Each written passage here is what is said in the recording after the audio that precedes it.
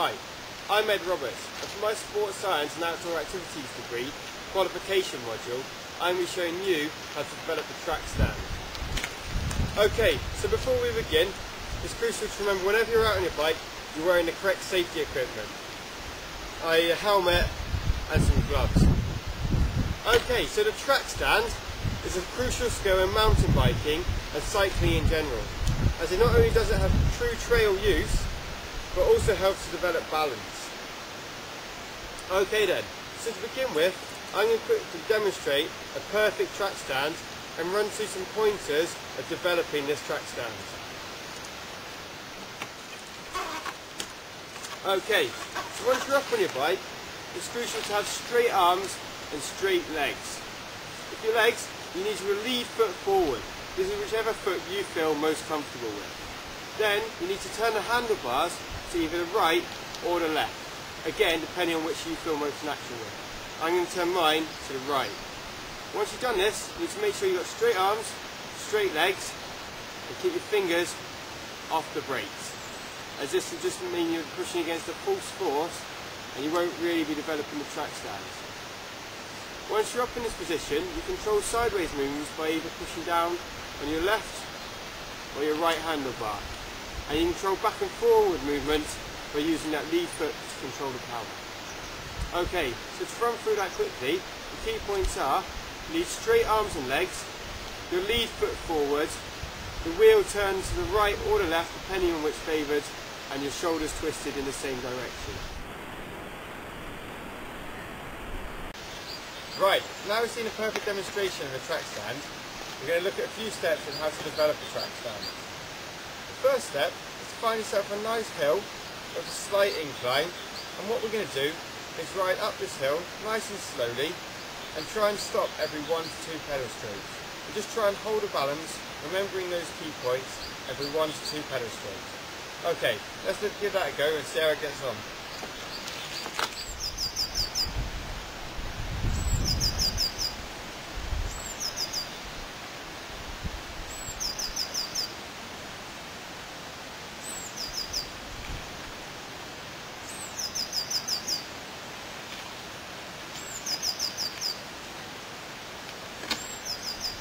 Okay, so that's the first step towards developing a track stand. Now don't worry too much if you can't hold a balance for too long, or if you can't hold a balance every pedal stroke. The important thing in this is that you're developing your balance. If you repeat this step several times, then you'll soon start picking up more and more balance.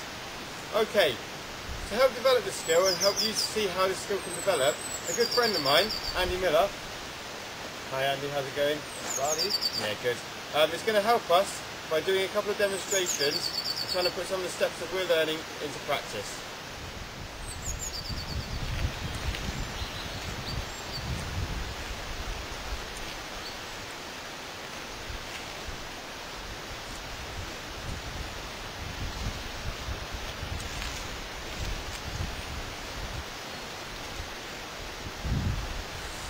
Okay Andy.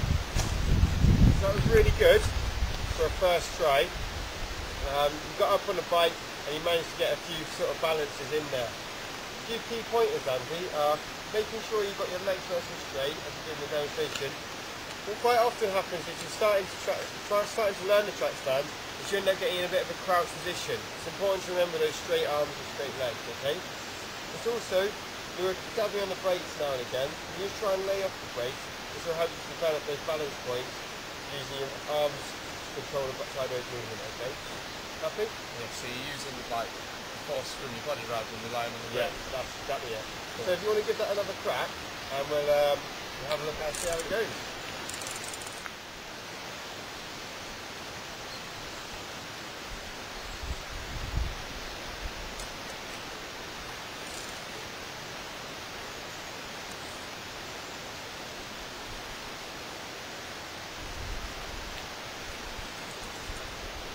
Brilliant.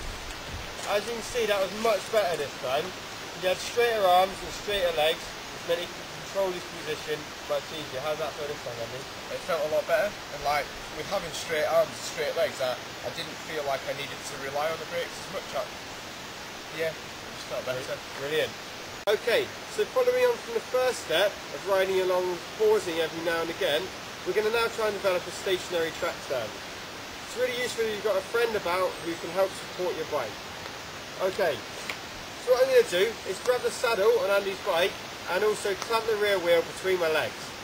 Once you've got this and you're in a nice sturdy position, if you get your learner to jump up on the bike, so if you jump up onto the bike, and remember the key points: legs straight, arms straight, knee foot forwards, shoulders twisted with the handlebars.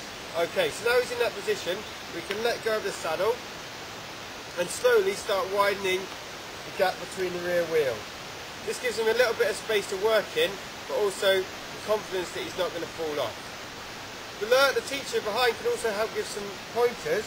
If they feel pressure on one leg in particular, you tell the learner, that way they know how to compensate their weight shift. So Andy's pushing slightly onto my left leg, so he can apply more pressure to the right pedal. That's brilliant. Slowly, you can start walking away from the wheel until the learner is standing on his own. Obviously this takes practice to develop, but it's a nice useful step and allows the learner to practice in a more sort of comfortable environment. Okay, so now we've developed this track stand and we've practiced it more and more, let's go and look at some practical implications of a track stand when we're out and about. Okay, so now we're out on the trail, let's have a quick look at how we can use a track stand in anger. The following clips show firstly using a track stand when you come up to a gate. It's great if you can just pop a track stand, wait for your mate to open the gate, means you can ride on, possibly grab the next gate for them. Another great use of the track stand is if you're doing a technical climb, you can just use a track stand, have a look, pick your line, and then carry on nice and smoothly. It avoids all the faff that comes along with putting your foot down and trying to get started again. The final clip shows a downhill track stand, which is a bit of a progression, but again it means you can pick your route, have a look, and then hopefully make a nice smooth and fast descent to the bottom.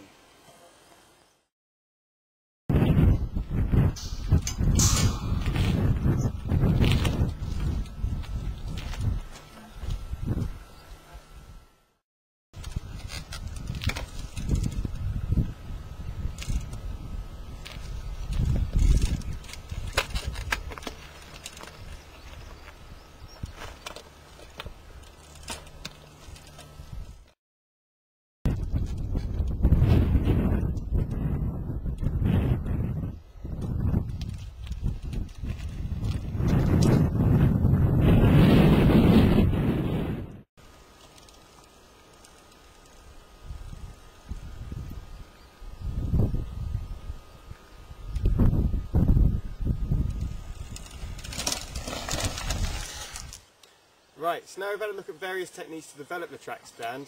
It's your turn to get out there and get practicing. Enjoy.